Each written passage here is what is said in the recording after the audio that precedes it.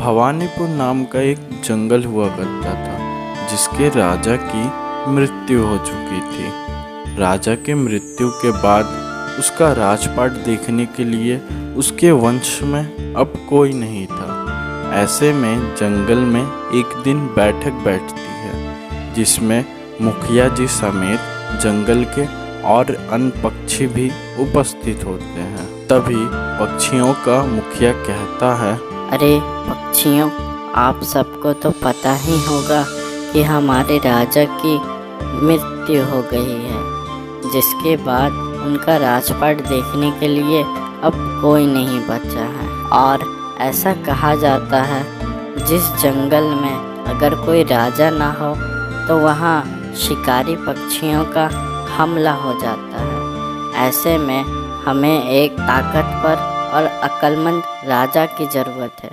इसीलिए ये बैठक बैठी गई है। तो बताइए, आप सब में से कौन राजा बनने की इच्छा रखते हैं? ये सुनकर सभी पक्षियाँ चौंक गए। तभी मुखिया वापस से कहता है, लेकिन ध्यान रखें, राजा बनने के लिए राजा के जैसा कुशलता और तेज़ दिमाग की ज़रूरत है।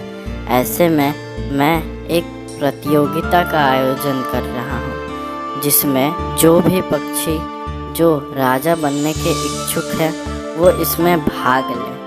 और कहा जाता है कि पक्षियों की सबसे ताकतवर और मुश्किल समय में उसकी साथ देने वाली जो चीज़ होती है वो उसका पंख होता है। ऐसे में इस प्रतियोगिता में जो भी पक्षियाँ भाग लेंगे उनको हमारे जंगल से उस मायावी पर्वत तक पहुंचना होगा, और जो भी पक्षी उस मायावी पर्वत तक सबसे पहले पहुंचेंगे और सबसे तेज उड़ान भरेंगे, उसी पक्षियों को इस जंगल का राजा बना दिया जाएगा। ये सुनकर सभी पक्षियाँ हैरान हो जाते हैं। तभी चील इस प्रतियोगिता का ऐलान सुनकर बहुत ही ज़्यादा खुश था, क्योंकि जंगल में सबसे बड़े पंख उसी के थे और सबसे तेज और ऊंचा उड़ान चील ही भर सकता था। इसलिए वो मन ही मन सोचता है, अरे मैं ही तो इस जंगल का राजा बनूंगा। मेरे समक्ष और कौन पक्षियां हैं जो मुझसे तेज उड़ान भर सकते हैं? मैं ही इस जंगल का इकलौता राजा हूँ। होने दो इस परीक्षा को, देख लेना इस परीक्षा के अंत में मैं ही जीतूंगा और भवानीपुर का राजा कहलाऊंगा।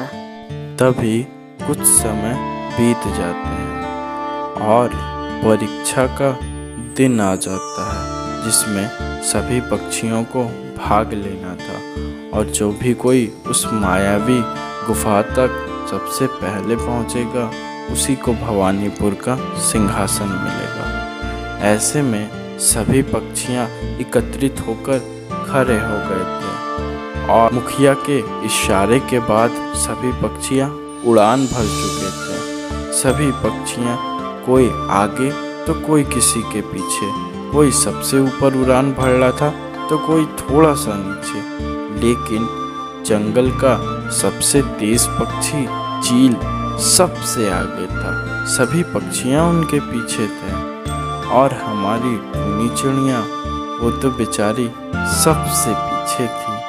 वो धीरे धीरे अपने नन्हे पंख से उड़ान भर रही। तभी चील मन ही मन सोचता है, अरे मैं तो सबसे आगे चला आया, सभी पक्षियाँ इतने पीछे हैं। चलो चलो जल्दी से इस प्रतियोगिता को अंत किया जाए और मुझे राजा बनाया जाए। ऐसे में कुछ समय उड़ान भरने के बाद एक पक्षियाँ धीरे धीरे ज़मीन पर गिर रहे थे, क्योंकि मायावी पर्वत बहुत ही ज़्यादा दूर था और सभी पक्षियाँ इतने सक्षम नहीं थे कि उतने दूर तक और उतनी ऊंची उड़ान भर सके। ऐसे में अंत आते आते तक टूनी चिड़िया और शिकारी पक्षी वही दोनों अंत में बचते हैं, लेकिन शिकारी पक्षी तो बहुत ज़्यादा आगे था और टूनी चिड़िया बहुत पीछे।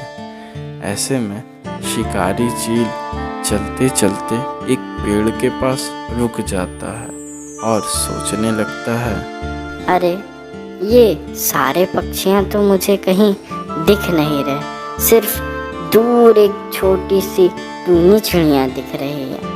ऐसा करता हूँ, मैं इस पेड़ पे कुछ समय तक विश्राम करता हूँ। टूनी चिड़िया को आने में अभी बहुत देर लगेगी और अभी पर्वत भी अब कुछ ही दूर पे है। ऐसे में थोड़ी सी आराम कर लेता हूँ। उसके बाद फिर मैं वापस से उड़ान भरूंगा और जीत के जंगल का राजा कहलवाऊंगा। ऐसे में चील थोड़ी देर विश्राम करने के लिए पेड़ पे ही लेट जाता है। समय गुजरते गुजरते चील की आंख लग जाती है और वो वहीं पर सो जाता है। टूनी चिड़िया बेचारी धीरे धीरे मायावी पर्वत के पास पहुंच रही थी। टूनी बेचारी कभी नीचे उड़ती, फिर वापस हिम्मत करके ऊपर उड़ती। ऐसे ही करते करते वो चील के पास पहुंच चुकी थी। लेकिन चील, जो कि अब गहरी नींद में जा चुका था, वो टूनी चिड़िया के पंख की आवाज़ बेचारा कहाँ सुन पाता। तभी टूनी चिड़िया मन ही मन कहती है, ये देखो, इस चील को सबसे तेज उड़ान भरने वाला था और अभी सोया हुआ है। ऐसा करती हूँ, इसे छोड़ देती हूँ और पहले जाकर मायावी पर्वत को छू के आती हूँ। इसे बहुत घमंड था ना अपने पंखों पे, रहने दो इसे। तभी टूनी चिड़िया धीरे धीरे उस मायावी पर्वत पर पहुंच जाती है। तब जाकर चील की आंख खुलती है और ये देखकर चौंक जाता है कि टूनी चिड़िया उससे पहले मायावी पर्वत तक पहुंच गई थी। चील बहुत ही ज़्यादा निराश होता है और मन ही मन कहता है, अरे मैं तो कुछ ही क्षण के लिए यहाँ विश्राम करने आया था, लेकिन क्या पता मेरी कब आँख लग गई। तभी मुखिया टूनी चिड़िया को जंगल का राजा घोषित कर देता है। तो देखा बच्चों, इस कहानी से हमें यह सीख मिलती है कि हमें कभी अपने ऊपर घमंड नहीं करना चाहिए। हम कितने भी ज़्यादा सामर्थ्यवान क्यों ना हो, हमें अपने दुश्मन से हमेशा चौकन्ना रहना चाहिए।